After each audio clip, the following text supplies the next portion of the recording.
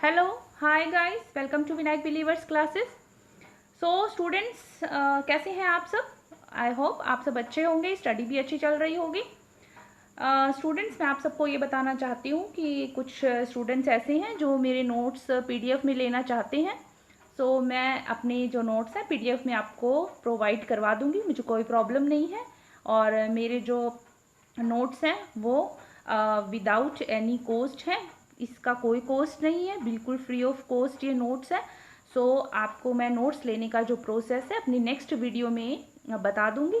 सो आप मेरे नोट्स ले सकते हैं, ठीक है। तो बहुत से स्टूडेंट पूछ रहे थे, सो मुझे लगा आज आपको बता देना चाहिए क्या प्रोसेस है। वैसे कॉन्वर्सेशन नहीं हो पा रहा है उनसे क्लियरली। सो ठीक है, मैं आपको पीडीएफ नोट्स अवेलेबल करवा दूंगी। तो इसका जो प्रोसेस है जो आपको नेक्स्ट वीडियो में मैं बता दूंगी, ठीक है। चलिए आज हम स्टार्ट करते हैं yarn making, yarn fibre to yarn making. अभी तक हम फाइबर का क्लासिफिकेशन किया हमने, और फाइबर कहाँ से मिलता है, फाइबर को क्या क्या प्रोसेस है। नाउ हम पढ़ेंगे yarn making. So let's start the topic. Video last तक देखिएगा, अच्छा लगे तो लाइक शेयर सब्सक्राइब करना नहीं भूलिएगा। So thank you so much. Let's start the topic. रेशे से धागा निर्माण करना, ठीक है। रेशा हमने देख लिया, पढ़ लिया, क्लासिफिकेशन हमारा हो चुका है। लेकिन अब हम देखेंगे कि रेशे जो है वो तैयार होने के बाद हमें धागे का निर्माण करने के लिए किन किन अवस्थाओं से गुजरना पड़ता है। मैंने आपको ये बताया था कि धागा जो होता है वो दो तरह का होता है। लास्ट पीछे मैंने आपको बताया था, फाइबर्स में आप थोड़ा देख लीजिएगा वीडियो, जिसमें आपके आता है स्टेपल और फिलामेंट, ठीक है। दो तरह के होते हैं, फिलामेंट और स्टेपल। और जो स्टेपल होते हैं ये छोटे होते हैं, और जो फिलामेंट होते हैं ये बड़े होते हैं, ठीक है। ये अविरल लंबाई के होते हैं, इनकी लंबाई कितनी भी हो सकती है। लेकिन जो आपके स्टेपल रेशे होते हैं इनमें सिल्क को छोड़कर सभी प्राकृतिक रेशे स्टेपल होते हैं, और इसमें silk plus manmade fibres filament होते हैं, ठीक है। चलिए आगे देखते हैं हम रेशे से धागा निर्माण करते समय किन किन अवस्थाओं से होकर गुजरना पड़ता है। देखिए, जब रेशे होते हैं अव्यवस्थित उलझे हुए होते हैं तो उन रेशों से धागा निर्माण किया जाता है। उसके लिए कई अवस्थाओं से इनको गुजारा जाता है, ठीक है। सबसे पहले आता है आपकी धुनाई की प्रक्रिया, मीन्स की कार्डिंग की जाती है, ठीक है।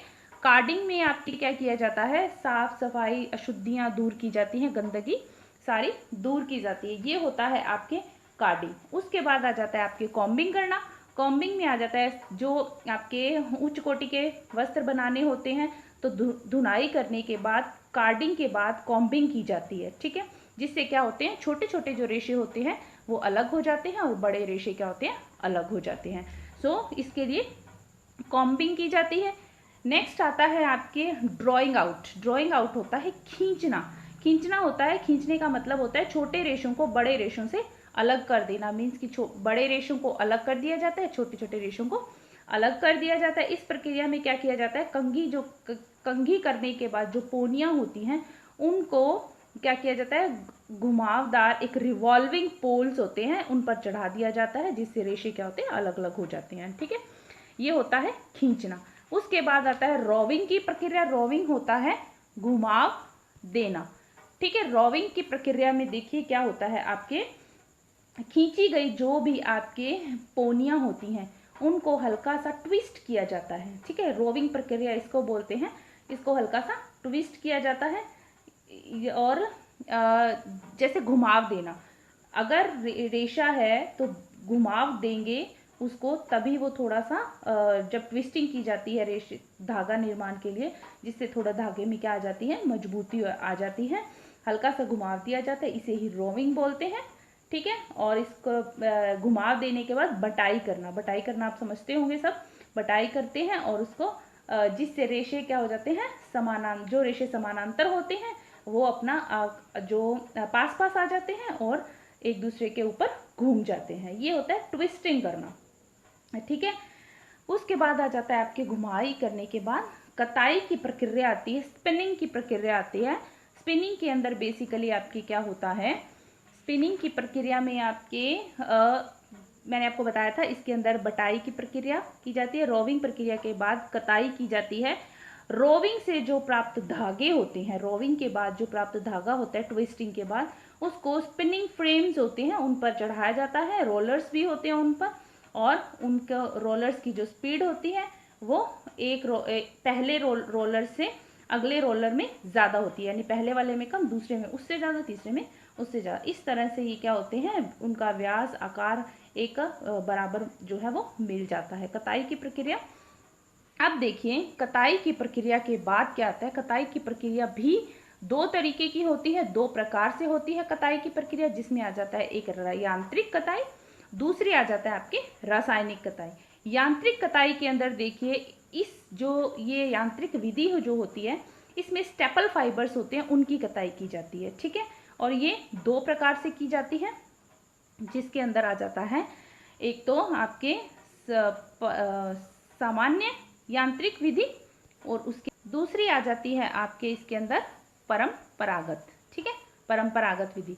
तो हम सामान्य यांत्रिक विधि के अंदर देखिए पढ़ते हैं, ये क्या है आपके यांत्रिक जो विधि है उसके प्रकार है। छोटे रेशों की जो कताई है वो सामान्य यांत्रिक विधि से की जाती है, यानी कि यांत्रिक विधि से की जाती है। चलिए देखते हैं सामान्य यांत्रिक में पहला आ जाता है रिंग कताई। देखिए रिंग कताई क्या होती है, ये प्राचीन विधि है, यानी कि पुराने टाइम में की जाती थी, प्राचीन सबसे ज़्यादा प्राचीन विधि मानी जाती है। इसके अंदर देखिए क्या किया जाता है आपके, इसमें भी आपके दो तरह की आ जाती है, रिंग कताई आती है, एक तो रिंग फ्रेम जिसको बोलते हैं, दूसरा आ जाता है आपके म्यूल फ्रेम बोला जाता है। रिंग कताई के अंदर जो रेशे होते हैं इनमें आपस में क्या होता है, एक दूसरे के साथ यूं चिपकने का गुण विद्यमान होता है, इनमें आपस में चिपकने का गुण होता है। रिंग फ्रेम से जो भी आपके कताई की जाती है वो जो होती है वो आपके इसमें समय तो कम लगता है और उत्पादन ज़्यादा होता है। रिंग फ्रेम कताई में समय कम लगता है, उत्पादन ज़्यादा होता है। सो इससे क्या होता है, इसके अंदर जो इस मशीन से जो खींचना की प्रक्रिया है, ऐंठन देना, लपेटना, रीलिंग, ये सारी क्रियाएं इसके अंदर सभी संपन्न हो जाती हैं। और इसमें क्या होता है आपके समय, शक्ति व धन, इन सब चीज़ों की काफ़ी बचत होती है, कम समय लगता है और उत्पादन अच्छा हो जाता है, मीन्स कि मास प्रोडक्शन हो जाता है। फिर आता है आपकी म्यूल फ्रेम। म्यूल फ्रेम की गति देखिए धीमी होती है, म्यूल फ्रेम की गति धीमी होती है, लेकिन इससे जो वस्त्र बनते हैं, इससे जो धागा बनता है वो मूल्यवान होता है, मीन्स एक्सपेंसिव होता है, और इसका जो है उच्च कोटि का होता है, हाई क्वालिटी होती है, श्रेष्ठ धागे का निर्माण होता है। सो म्यूल फ्रेम, ठीक है, और रिंग फ्रेम।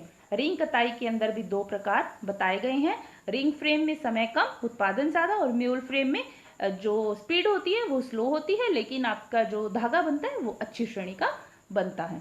फिर आ जाता है आपके इसके अंदर सेकंड नंबर पर आता है स्वयं ऐंठन देने वाली कताई, ठीक है। स्वयं ऐंठन देने वाली कताई के अंदर क्या हो जाता है, इसमें धागा जो होता है वो मजबूत होता है, चिकना होता है, चमकदार धागे का निर्माण होता है। जो वर्स्टेड धागा होता है बनाने के लिए यह विधि सबसे उत्तम मानी जाती है। वर्स्टेड जो धागा है वो बनाने के लिए विधि क्या है, उत्तम मानी जाती है। ध्यान रखिएगा मशीन का यूज़ तो होता ही है इस विधि में, लघु और कुटीर उद्योग के लिए महत्वपूर्ण मानी जाती है, लेकिन इसमें मशीन की जो लागत है वो क्या होती है, कम होती है।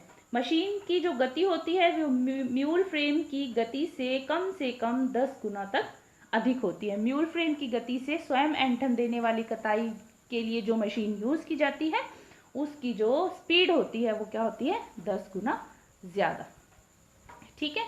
सो ये इसमें भी क्या होता है, समय की बचत होती है, धन की बचत होती है और श्रम की भी बचत होती है।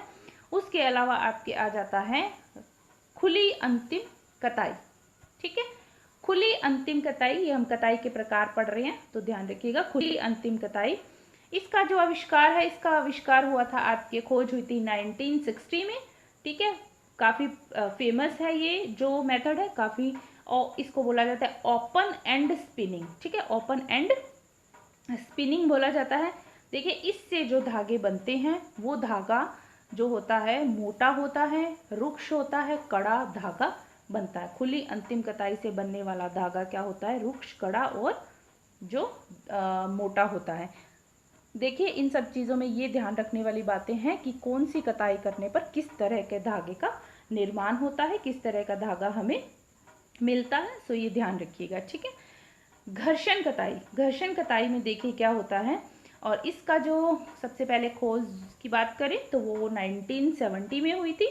और इस विधि से क्या करते हैं, रेशों के अंदर फ्रिक्शन द्वारा ट्विस्ट किया जाता है, फ्रिक्शन देन ट्विस्टिंग की जाती है, फ्रिक्शन घर्षण दिया जाता है, ठीक है, और फिर उसके अंदर जो है ऐंठन दी जाती है।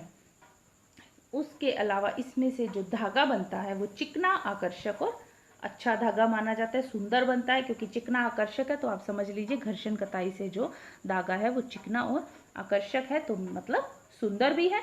लेकिन जो घर्षण कताई से धागा है उसमें तनाव सामर्थ्य का अभाव रहता है, तो घर्षण पैदा होने से धागा क्या है, बार बार टूटता भी है, शीघ्रता से टूटता भी है, ठीक है। ऐंठन रहित कताई की बात करें तो ऐंठन रहित कताई, ऐंठन रहित कताई से समझ में आ रहा है ट्विस्ट लेस जो कताई बोल सकते हैं आप इसको, जिसमें ऐंठन नहीं होती है। सो ऐंठन रहित कताई नाम से आपको समझ में आ रहा होगा, इसमें ऐंठन नहीं दी जाती, लेकिन ये धागा क्या होता है, मजबूत धागा होता है, क्योंकि इसमें क्या होते हैं, ऐंठन नहीं दी जाती, लेकिन जो रेशे होते हैं उनको आपस में एक दूसरे के साथ यूं चिपका दिया जाता है, ठीक है। इस तरह से उनको चिपका दिया जाता है और ये मजबूत बन जाता है, लेकिन इनमें इस तरह से ऐंठन नहीं दी जाती, ठीक है, ऐंठन नहीं दी जाती। ऐंठन रहित नाम से समझ में आ रहा होगा, लेकिन धागा मजबूत होता है, इनसे रेशे क्या आते हैं, इनमें चिपकाए जाते हैं एक दूसरे के साथ। नेक्स्ट आपके आता है इलेक्ट्रोस्टैटिक कताई, ठीक है। इलेक्ट्रोस्टैटिक कताई की अगर बात करें तो इसमें क्या होता है, धागा मजबूत होता है। इलेक्ट्रोस्टैटिक कताई से जो हमें धागा प्राप्त होता है वो क्या माना जाता है, आपके मजबूत धागा माना जाता है। उसके अलावा देखिए हम आपके यांत्रिक कताई के अंदर ही दूसरा आ रहा है परंपरागत यांत्रिक। परंपरागत यांत्रिक में आपके जो ध्यान देने वाली बात सिर्फ इतनी है कि परंपरागत पुराने टाइम के अंदर जो कताई की जाती थी वो किससे की जाती थी, तकली से और चरखा से की जाती थी, ठीक है, तकली से और चरखा से कताई की जाती थी। ये आपके जो परंपरागत कताई है उसी में आ जाता है। इतनी सी बात जानने लायक है इसके अंदर। आगे आप देखिए रासायनिक कताई की बात करें तो रासायनिक कताई में आपको नाम से समझ में आ रहा होगा, रासायनिक विधि से निर्मित कृत्रिम रेशे जो होते हैं उनकी कताई द्वारा धागे का निर्माण किया जाता है, ठीक है, ये बात आती है इसके अंदर। और इसमें क्या किया जाता है, जो गाढ़ा घोल होता है स्पिनरेट के छिद्रों से गुजारा जाता है, और इसको इसमें आपके 4 प्रकार की कताई की जाती है, जो रेशे होते हैं उनकी कैसे की जाती है। फर्स्ट आपके आता है आर्द्र कताई। देखिए इसमें 4 प्रकार की कताई है। आर्द्र कताई, आर्द्र कताई में देखिए क्या किया जाता है, रासायनिक कोलॉइडल घोल होता है, केमिकल कोलॉइडल सॉल्यूशन होता है, उसको स्पिनरेट के छिद्रों से निकाला जाता है, कोलॉइडल घोल को, ठीक है, स्पिनरेट के छिद्रों से निकाला जाता है, और आपके इसमें अविरल लंबाई के रेशे का निर्माण होता है, अविरल लंबाई के हमें धागे प्राप्त होते हैं। और फिर क्या करते हैं, इनको धोया जाता है, कताई की बाद इसको गीली अवस्था में ही इससे धागे तैयार करके स्पूल पर इनको लपेट लिया जाता है, ठीक है। ये है आर्द्र कताई, यानी कि आर्द्र का मतलब समझ रहे हो, कोलॉइडल घोल को स्पिनरेट के छिद्रों से निकालना, देन गीली अवस्था में ही उसको क्या करना, स्पूल पर लपेट लेना। एक सिंपल सी लैंग्वेज में ये आप समझ लीजिए। आगे आता है आपके सेकंड आता है शुष्क कताई, ड्राई स्पिनिंग। ड्राई स्पिनिंग में भी क्या करते हैं, कोलॉइडल जो घोल होता है स्पिनरेट के छिद्रों से निकालते हैं, ठीक है, और इसके बारीक रेशे मिलते हैं। फिर इनको क्या किया जाता है, जब ये रेशे निकलते हैं तब इन पर गर्म हवा या भाप दी जाती है, गर्म हवा या इन पर भाप फेंकी जाती है, जिससे क्या होता है, जो भी सॉल्वेंट होता है, जो भी घोलक होता है वो एवेपोरेट हो जाता है, मीन्स कि वाष्पीकरण हो जाता है। वाष्पीकरण से के कारण क्या होते हैं, ये रेशे जो होते हैं ठोस हो जाते हैं, और इनको खींचकर ऐंठन दी जाती है और मजबूत धागे का निर्माण होता है। शुष्क कताई से समझ रहे हो, मीन्स कि कोलॉइडल जो आपके सॉल्वेंट होता है, घोलक जो होता है वो क्या होता है, वाष्प बनकर उड़ जाता है, यानी उसका वेपोरेशन हो जाता है। सो इसको बोलते हैं शुष्क कताई। पिघली कताई की बात करें, मेल्ट स्पिनिंग की बात करें, तो ये जो है इसका सबसे अच्छे अगर एग्जाम्पल की बात करें तो वो आपके आ जाता है नायलॉन। अगर पूछा जाए कि पिघली कताई के अंदर सबसे अच्छा उदाहरण कौन सा है, वो है आपके नायलॉन। नायलॉन में क्या करते हैं, ठोस जो सफ़ेद फ्लैक होता है उसको पिघला दिया जाता है, गाढ़ा घोल बनाया जाता है, फिर स्पिनरेट के छिद्रों से निकाला जाता है, ठीक है, फिर इसको चैम्बर में भेजा जाता है, ठंडा हो जाता है, देन इसको क्या करते हैं, ठंडा होने के बाद ये थोड़ा हार्ड हो जाता है। हार्ड होने के बाद इसको खींचना, ऐंठन देना, है ना, बंटना, तो ये सारी प्रक्रियाएं जो सब एक साथ चलती हैं, फिर इनको स्पूल पर लपेट लिया जाता है। इस प्रक्रिया को क्या बोला जाता है आपके? पिघली कताई मीन्स की मेल्ट स्पिनिंग बोला जाता है। और इसमें क्या होता है आपके? रेशों को धोने की आवश्यकता नहीं पड़ती, रेशों को बाद में धोने की आवश्यकता नहीं पड़ती। ये होती है आपके पिघली कताई। देन आता है आपके बायो कॉम्पोनेंट। बायो कॉम्पोनेंट में आपके आता है ये पॉलीमर जो होते हैं, इनको कई बार अलग अलग स्पिंडल छिद्रों से निकाला जाता है, फिर ऐंठन देना और बंटना, स्पूल पर लपेटना, ये होता है आपके बायो कॉम्पोनेंट। ठीक है। सो स्टूडेंट, ये था आपके धागा निर्माण की, धागा निर्माण की प्रक्रिया कैसे होती है। सो उस अब देखेंगे स्टूडेंट्स हम नेक्स्ट, आपको मैं वीडियो में करवाऊंगी आपके जो धागे से वस्त्र निर्माण। ठीक है, हम वस्त्र निर्माण की बात करेंगे। पहले हमने रेशा पढ़ा, रेशे से आपके यान मेकिंग, यान मेकिंग से नाउ हम पढ़ेंगे फैब्रिक जो मेकिंग है, कैसे फैब्रिक रेडी होता है, क्या क्या इसमें प्रोसेस होता है, कौन कौन सी विधियाँ यूज़ की जाती हैं। सो आज की वीडियो में इतना ही। Thank you so much for watching my video. God bless you all. Bye bye.